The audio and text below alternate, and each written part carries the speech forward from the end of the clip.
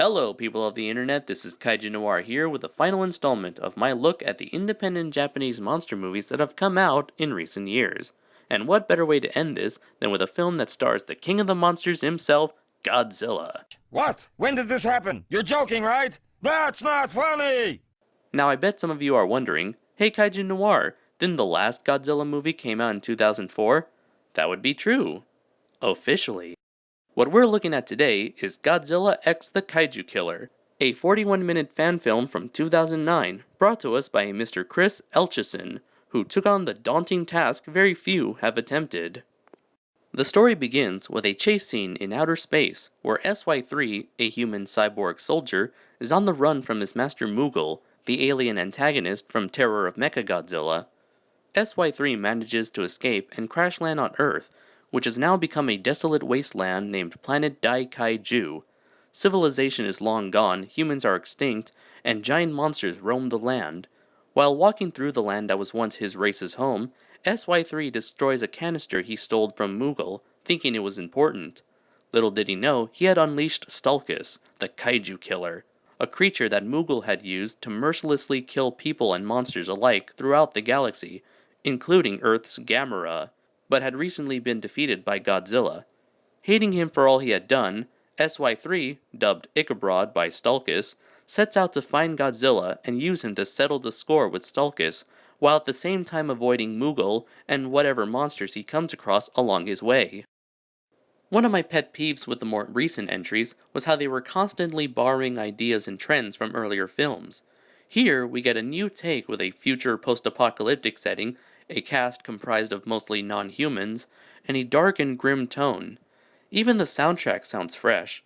The combination of a dark brooding score, songs of the band Disturbed, and a couple of Akira Ifukube's themes result in a blend of old and new with a hint of nostalgia. The characters are overall enjoyable and well written. Our hero SY-3/Ichabod plays the role of the character that we can relate to and can thus see the world through his eyes. Before the film, he was just a soldier who simply took orders, until he had regained his humanity and no longer wanted to be a part of Moogle's plans.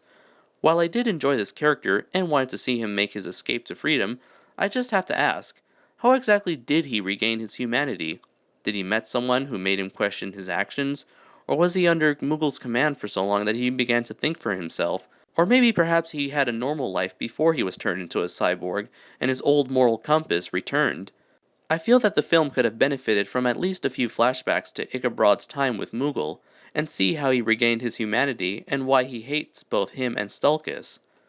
Stulkus makes for a very intimidating foe, from his deep foreboding voice to his insatiable hunger for violence. He is a guy who will rip you to shreds and enjoy every second of it.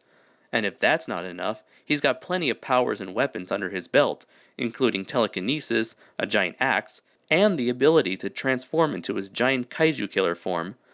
Overall, he reminds me of Dragon Ball Z villains such as Cell and Broly in terms of their brutality and presence.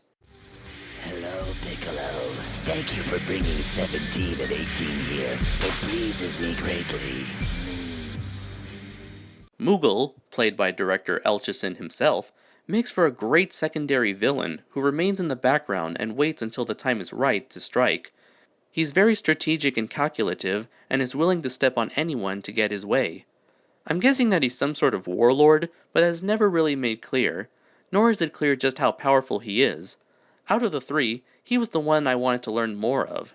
Luckily, Elchison has created an internet series called The Black Hole Chronicles that serves as a prequel/origin story for this version of Moogle. There's also one other character named General Hodder, SY-3's superior and one of Moogle's henchmen.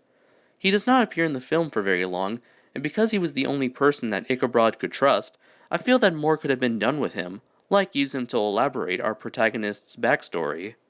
Considering that the film was made under a very tight budget, there were areas where the special effects excelled and others that faltered. The costumes and models were obviously the best effects in the movie. All of the characters and monsters have very detailed and unique designs, and the two titular monsters look very ferocious. Godzilla reminds me of a bear with its huge amount of bulk, which makes him look very powerful. I especially like the addition of the lower fangs that protrude from his jaws, to go with his upper ones. While his head, arms, and spines all look terrific, I felt that his neck was a bit too wide, and that his chest stuck out a bit too much. The Kaiju Killer resembles a humanoid-shaped dragon with energy wings. I've seen other people compare him to Monster X from Godzilla Final Wars, and I agree, as he has that similar skeletal armor on black muscle look. As nicely detailed as he is, the suit suffers from some problems, as his hands don't seem to have the same amount of dexterity as Godzilla's. In the film, it looks like the suit actor just flails them about. Because his neck was shaped into an acute angle, there are shots where his head looks like it was smashed in. These flaws are more apparent as the models that are used for wider shots look much better and do not have these attributes that the suits have. Despite my opinion on the look of the suits, they function very well, save for the Kaiju Killer's hands, and the final fight between the two titans is very entertaining and imaginative as the filmmakers use a combination of suits, models, and puppetry to portray the kaijus. The one area that suffers the most in this film are the digital effects. I know that there could have been room for improvement after seeing the work done by other low-budget filmmakers. The worst effect is the black smog filter that looks unconvincing and distracting. Everything from the projectiles to the green screen effects as well as the Kaiju Killer's red aura look okay, but again, they could have looked much better. The best digital effects in my opinion would have to be everything that was used in the final battle, such as Godzilla's atomic breath and the hallucinatory nightmarish settings surrounding the monsters later on in the fight. One last thing I'd like to mention is the yellowish filter that permeates throughout the film. It fits with the whole grim and gritty approach to the movie, though it doesn't really suit my fancy. However, I know that there are those who would like this artistic decision.